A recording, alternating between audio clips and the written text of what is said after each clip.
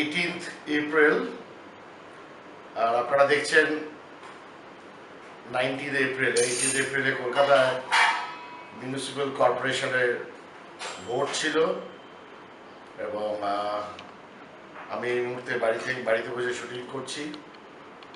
ভোটটা দিতে গেলাম, অনেক প্রশ্ন মাথায় আসছিল। একটা হচ্ছে যে আমি যে বোতাম টিপলাম আমার ভোটটা রেজিস্টার হলো কিনা সঠিক এটা কি করে বোঝা যায়। সুতরাং অটোমেটিক ভোটিং মেশিন EVM তাকে একটা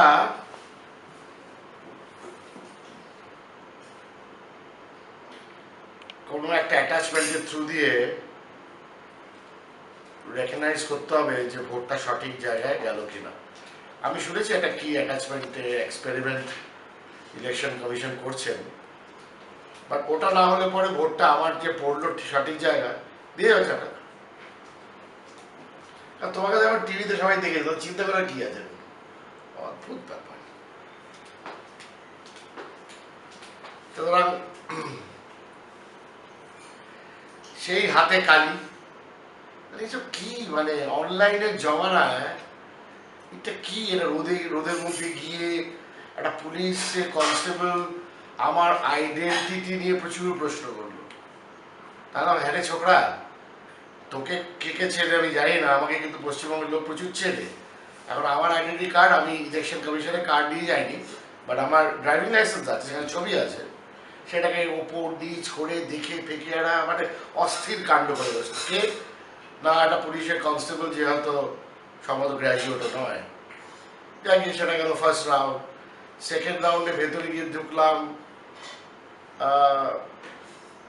একজন ওইসব পার্টির হয়ে লিখছে, সে আরেকজন মানে একজন কংগ্রেস কিংবা একজন তৃণমূল আরেকজন বিজেপি বুঝলাম, তাদের মুখ্য আলোচনা হয়ে গেল তপসে এসছে ভোট দিতে। ওই করতে গিয়ে যেটা হলো যে আরেকজন বয়স্কা মহিলা এসেছিল, তিনি বলছেন তার নামটা ঠিক করার জন্য, সেটার দিকে তাদের কোনো খেয়াল নেই। যাকে যতক্ষণ না রিফর্মস আসবে এবং আমি একটু খোঁজ নেবো আমেরিকায় কি করে ভোটটা হয়। ওখানকার লোক নিশ্চয়ই গাড়ি করে কিংবা হেঁটে লাইন দিয়ে কালো ছাতা দিয়ে দাঁড়িয়ে আছে নিউ জার্সিতে কিংবা স্যান ফ্রান্সিসকো ভোট দেওয়ার জন্য। এটা নিশ্চয়ই ঘটে না, এটা নিশ্চয়ই অন্য স্টাইলে হয়। ছেলেকে জিজ্ঞেস করতে হবে কি ব্যাপার। জানি আমি যদি কলকাতার মেয়র হতাম, ফেরার পথে ভাবছিলাম কি করব। আমাদের গড়িয়ার বাড়িতে একটা দেয়ালে উই পোকা ধরেছে। সেটা ট্রিটমেন্ট দু একবার করা হয়, তার সত্ত্বেও বাবুরা আবার বেরিয়ে আসে। তো কোনো একটা সময় বাবা ঠিক করলো ওটার উপর টাইলস চাপা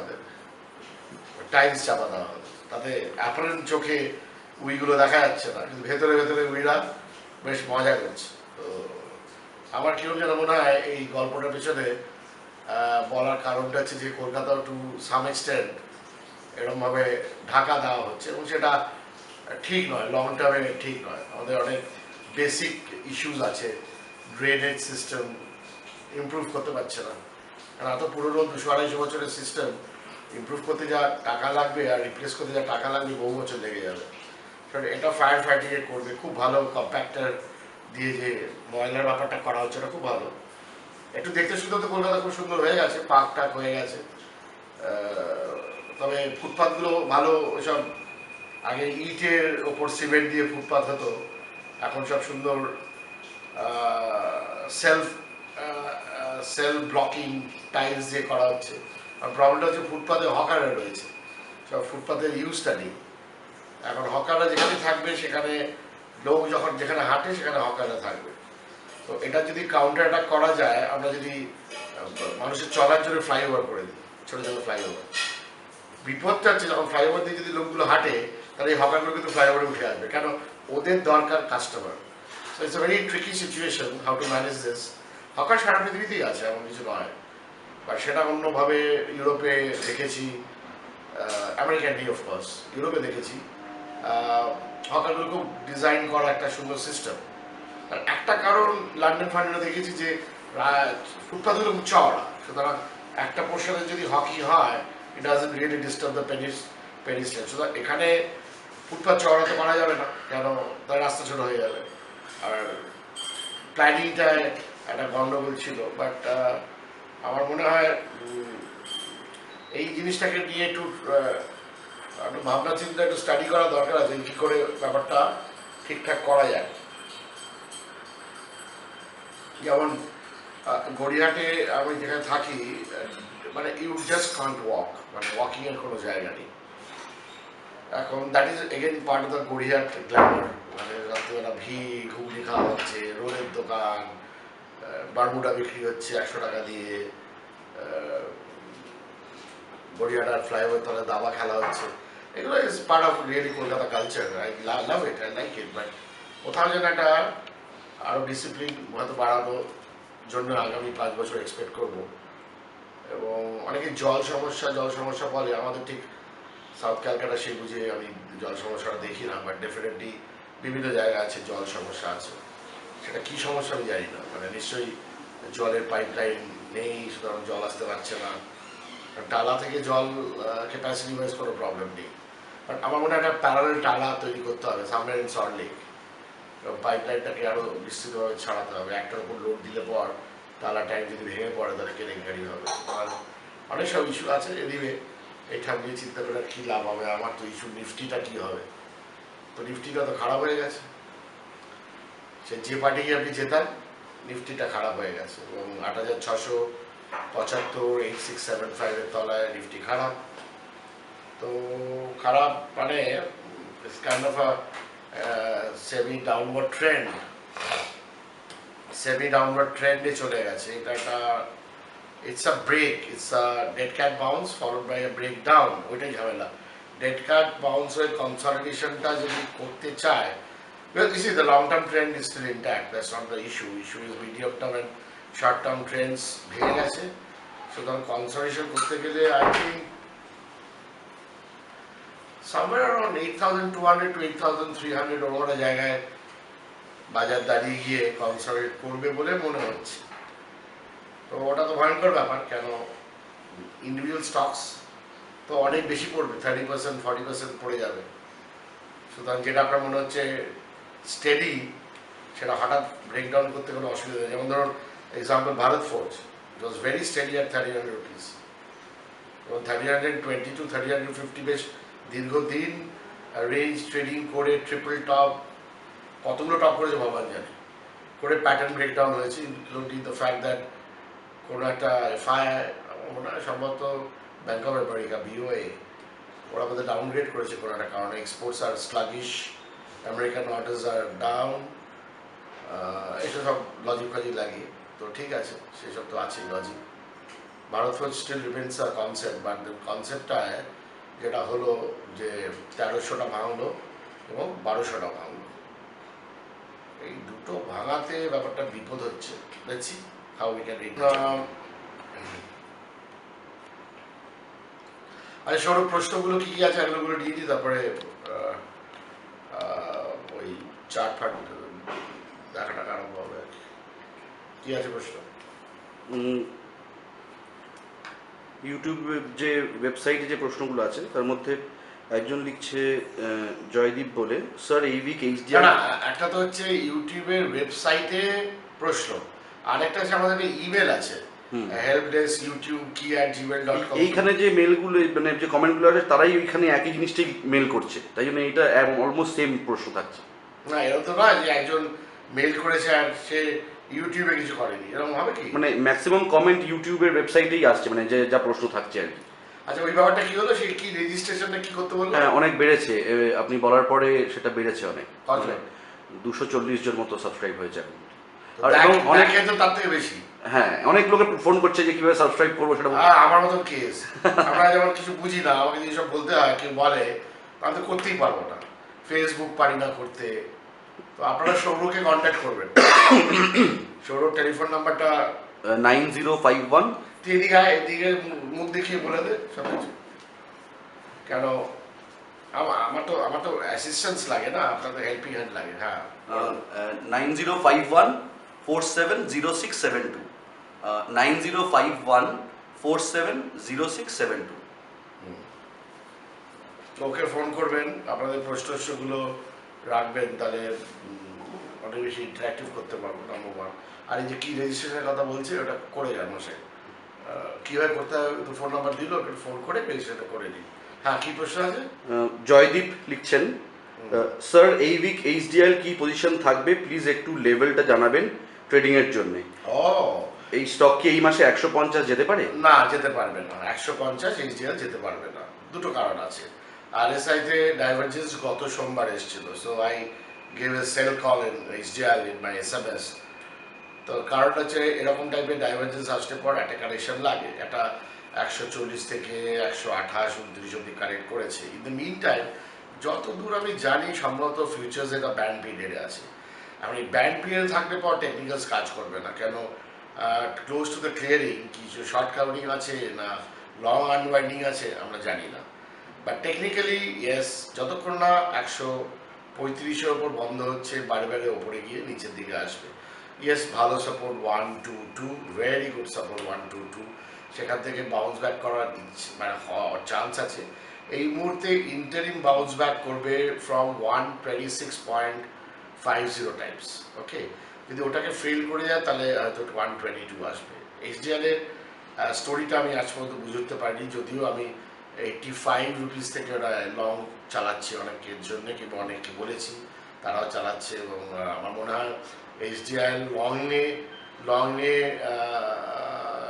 ক্যারি ফরওয়ার্ড করা উচিত, লংয়ে ক্যারি ফরওয়ার্ড করা উচিত।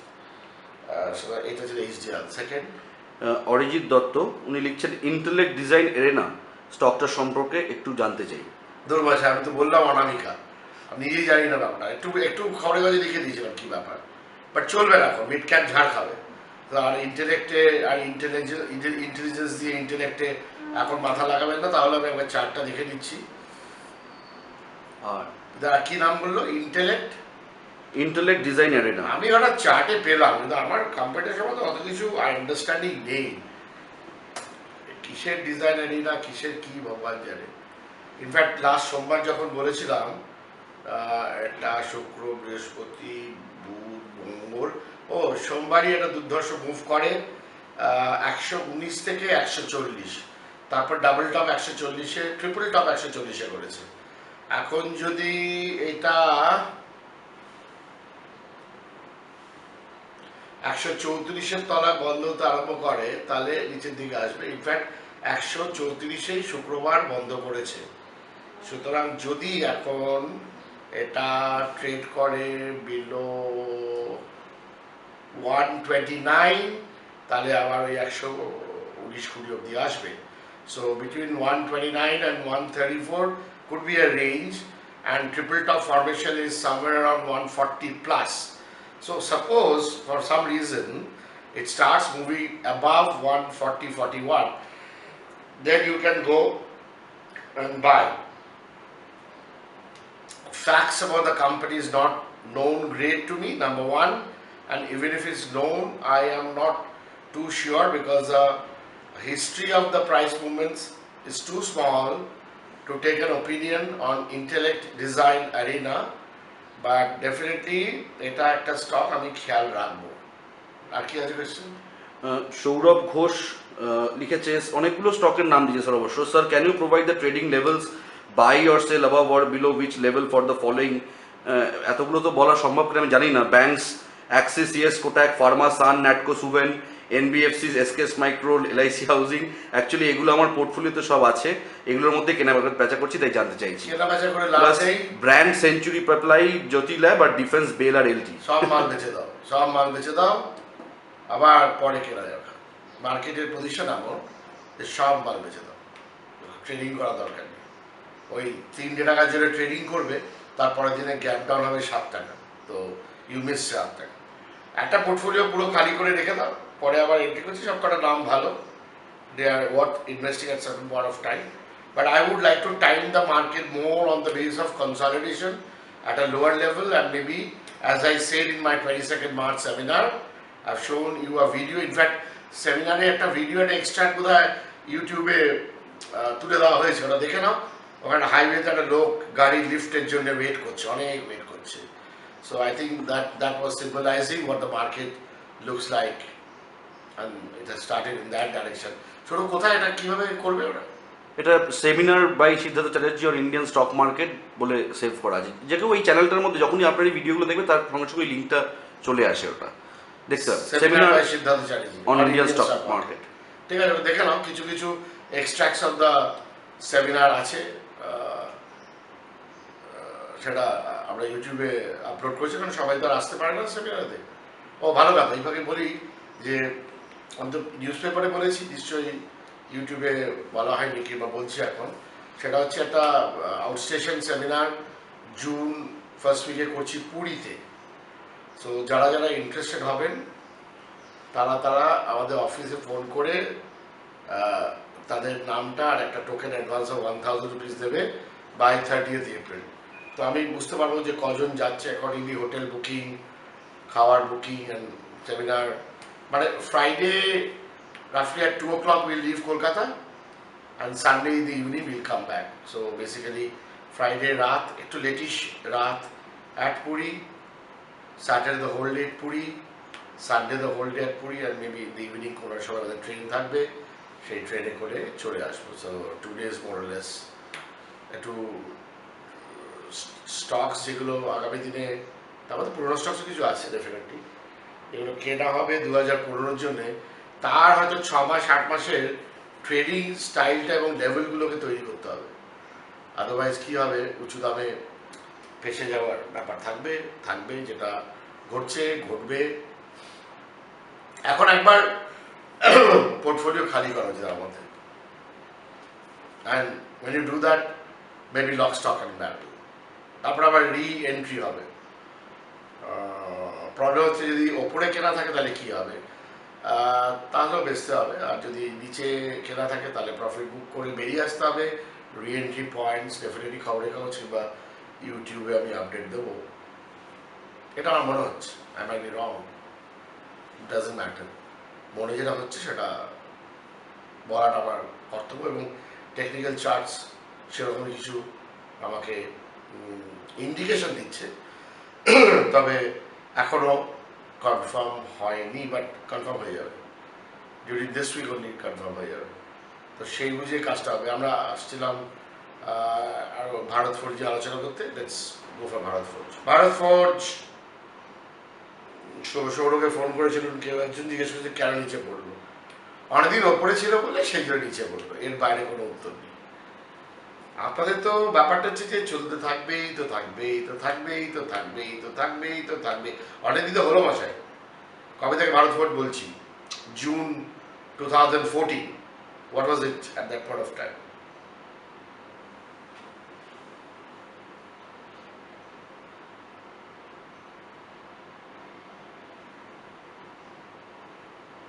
$225। তো 225 টাকার জিনিসটা যদি 1350 হয়ে যায়, আর তারপরে যদি 1200 হয়, কি অন্যায় কিছু করেছে নাকি? আপনারা হচ্ছেন 1350, 1450, 1550, 1650, মানে চলতেই থাকে ব্যাপারটা। এরকমভাবে 30 টাকা বাজার কেন পড়েছে? আরেকদিন ডাইভারজেন্স এসে গেছিল, chart was looking wobbly, triple tops formation, so by technical charts it was holding, and then there was a breakdown followed by a Bank of America downgrade। তো ডাউনগ্রেড করেছে, কি বেশি আবার আপগ্রেডও করে দেবে, সেটা কোনো কথা হচ্ছে না। এবার টেকনিক্যালি কী করা যেতে পারে? টেকনিক্যালি কী হয়েছে যে ইট শুডন্ট হ্যাভ ব্রোকেন, না ইট শুডন্ট হ্যাভ ব্রোকেন না। এবার 1100 ওই 80-85 ভেঙে গেলে পর ক্যাশে, তাহলে ভারত ফোর্জ কিন্তু all the way down up to let's say about first লটে 1100, সেকেন্ড লটে 1050। That would be reasonable. 1050 would be reasonable for valuation purpose. So that's what I see. ওপরে গেলে কিছু শেয়ার, ওপরে গেলে বেচতে হবে। ওপরে যাবে কি, যেতে পারে, পুল ব্যাক র্যালিজ হতেই পারে, তাতে ভারত ফৌজ পুল ব্যাক র্যালি করবে, তাতে কিছুই শেয়ার হতে বেসতে হবে। সো পুল ব্যাক র্যালিটায় অত কিছু ভেবে লাভ নেই। Okay, now coming to the market Nifty, এটা আলোচনা করছিলাম। ক্যাশ নিফটি দিয়ে আলোচনা করি, কেন অনেকেরা ফিউচার কাজ করেন না। Cash Nifty, yes. Okay, first formation style, lower top,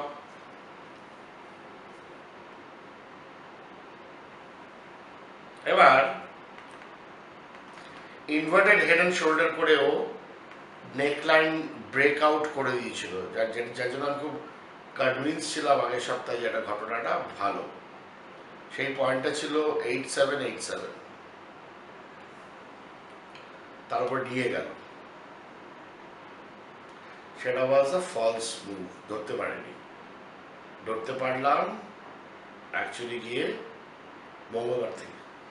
তো সেরাম রাইজ করে গেছি এসএমএস, কেউ সেরাম রাইজ করেনি সেটা অন্য ব্যাপার। সেরাম রাইজ বললে তো বলাটাও সোজা, তো বাই অন ডিপস সব পার্টি ছুটে আসবে কেনবার জন্য, সেরাম রাইজ সব।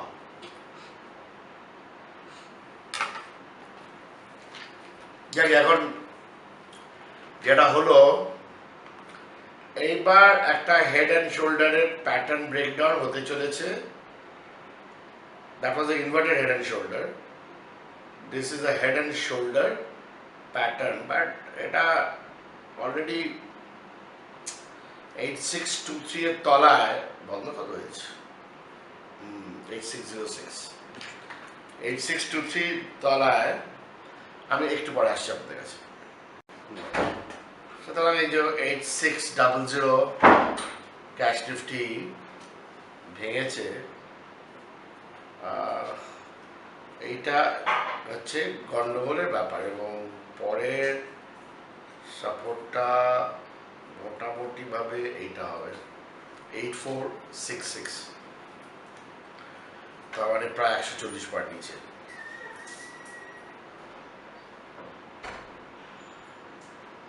করে যেহেতু লোয়ারটা ভয় পাচ্ছি আগের বটনটাও ভাঙবে কি না, সেটা হচ্ছে রাফলি 8250, মনে হয় না কেন ফান্ডামেন্টাল রিজনস আছে। এবং না ভাঙলেই তো সবচেয়ে জমে যাবে ব্যাপারটা, কারণ আবার ডাবল বটনে ইন্ডেক্সের চার্ট তৈরি হবে। এটা এটা এটা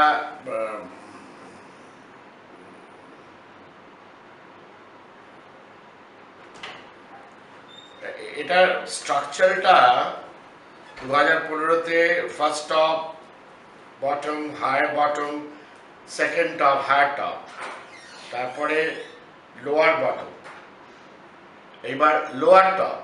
সুতরাং হিসেব মতো লোয়ার বটম হতে হবে। তো আগের লোয়ার বটমটা 82450 ছিল, আর এবারের লোয়ার টপটা 8850। তো ক্যালকুলেশন তাই বলছে। তাহলে এটা আমরা কারেক্টিভ ওয়েভ ধরবো, ও কারেক্টিভ ওয়েভে এটা এবিসি প্যাটার্নও যদি ধরি, এখন তো ফর্মেটিভ কারেক্টিভ এ আছে, তার মানে বিটা আসবে একটা পুলব্যাক র্যালি, সিটা হবে কারেক্টিভ ডাউন। দেখা যাক, আমি জানি না কি প্যাটার্নটা তৈরি হচ্ছে ultimately.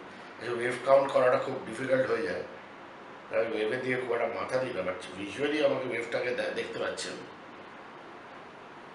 Because 2015 started with a bottom of 8065. So 2015টা started জানুয়ারি মাসে, 7ই জানুয়ারি 8065 বটম হয়ে সেখান থেকে টপ করে 8996, প্রায় 9000, তার মানে প্রায় 1000 পয়েন্ট। সেখান থেকে বটম করে 8470, তার মানে মোটামুটি 50% রিট্রেসমেন্ট, ইটস 50%। তারপরে নতুন টপ করে, সেটা হচ্ছে 9120, 9120 তলায় আসলো 8270, এটা 63% প্রায়। এবার সেটা লোয়ার টপ করেছে। তো মিনিমাম 8250 8300 মেনে তো বুঝতে পারছি না ওটা ঘটনা ঘটবে। আর বুঝতে পারছেন এগুলো ঘটলে পর যেটা ঘটবে সেটা হচ্ছে আপনার মিড ক্যাপে কিছুই চলবে না, মিড ক্যাপে কিছুই চলবে না, লার্জ ক্যাপ বেশি হবে, প্রাইভেট ব্যাংক বেশি হবে। কারণ আপনি পিএসইউ ব্যাংকসে কত মারবেন, তো মেরে মুড়ে বসে আছে। এখন সোমবার থেকে how much of Reliance will be able to save the market, I don't have any understanding. It's a 7-year highest profit. So বাজার আল্লাহ দিতে হবে, রিলায়েন্সকে আর মারবে না, এটাই বুঝতে পারছি। বাড়াতে পারলে কিনা জানি না, বাট মারবে না।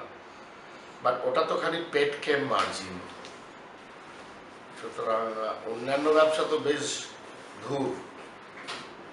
50,000 কোটি টাকা রিলায়েন্স জিওতে ইনভেস্ট করে বসে আছে। অয়েল ব্যাপারটা ওয়াবলি, বেসিক্যালি ওয়াবলি হলে যা হয় সব দেখতে হবে। হয়তো হিন্দুস্তান লিভার, রিলায়েন্স কিছুটা আটকে রাখতে পারে, বাট রিলায়েন্স তো গত 6-7 দিন বেড়েছে, তার সাথে তো নিফটি ফলটাকে তো আটকানো যায়নি। সো সেটা বোঝা যাচ্ছে না, বুঝে গেছে। কাজের লোক আজকে কি খুশি, বাবা।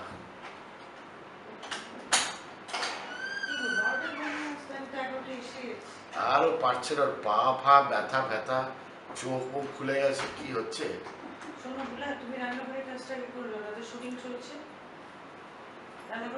শুটিং আর বুলাকে দেখে দাও, অনেক শুটিং পুটিং জানি, শুটিং দেখাচ্ছে। তুমি ওষুধ খাও, তোমার চোখ মুখ খুলছে, প্রেশারও বেড়েছে। ওকে, নাও লেটস সে 18,400 যদি ব্যাংক নিফটি ভেঙে যায়, another disaster. So 18,650 should be kept as stop for any selling, number one. Number two, yes, why not buy some puts, or rather why not sell some calls. তো এরকম যখন একটা structural market সম্বন্ধে আমি description দিচ্ছি, যেটা বুঝতেই পারছেন যে মিড ক্যাপ আলোচনা করা কোনো মানে হয় না। Why? They will also tag.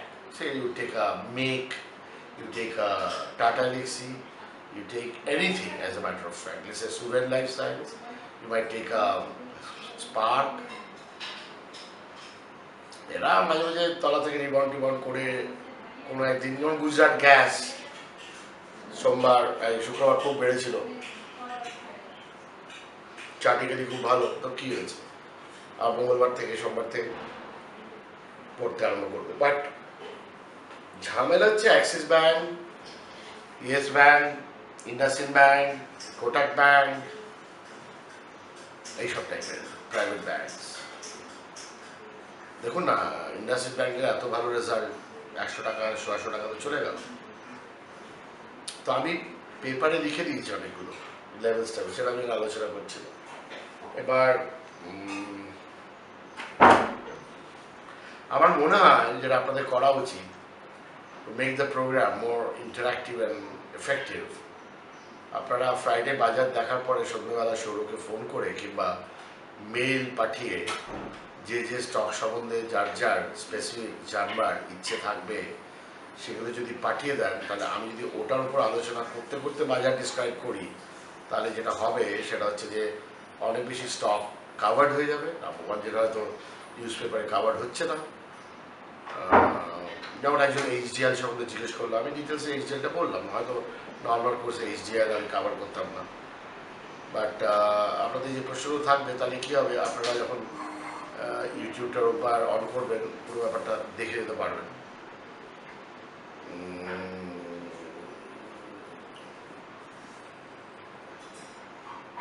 Gujarat gas যখন বললামই, দেখে ফেলি তো আমি নিজেই ভাবে।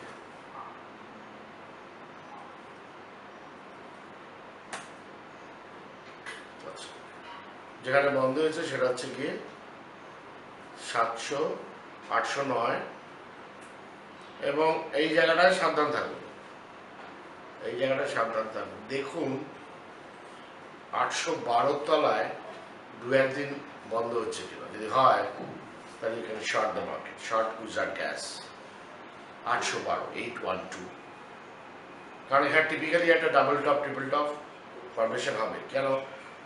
Operator tries to pull back and do an exit. আমি আরেকটু আপনাদের উপর টাচ করছি, আমাকে এক মিনিট টাইম।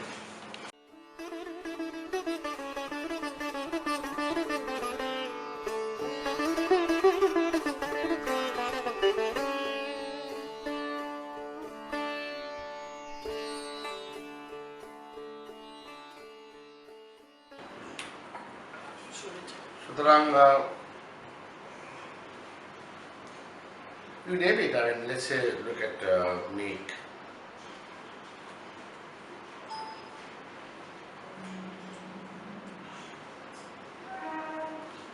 মারিও কায়া ধরুন যেটা করলো সেটা হচ্ছে যে টপটা বানালো 2200-2308, তারপর লোয়ার টপ করলো 2240, তারপর লোয়ার টপ করলো 2070, তারপর লোয়ার টপ করলো 2033, মানে শুক্রবার। তো এই যে ফরমেশনটা এসে যায়, এখন নেটটা কাগজে নেই হয়তো, এখন বারে বারে বেচা যায়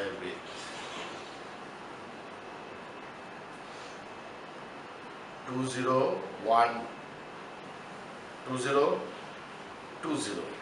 ঠিক আছে 2050কে স্টপ করে মেঘ বারে বারে বেচা যায়। কেন? যে মাত্র মেঘ এইটাকে ভাঙবে তখন আবার নিচের দিকে পাওয়া যাবে।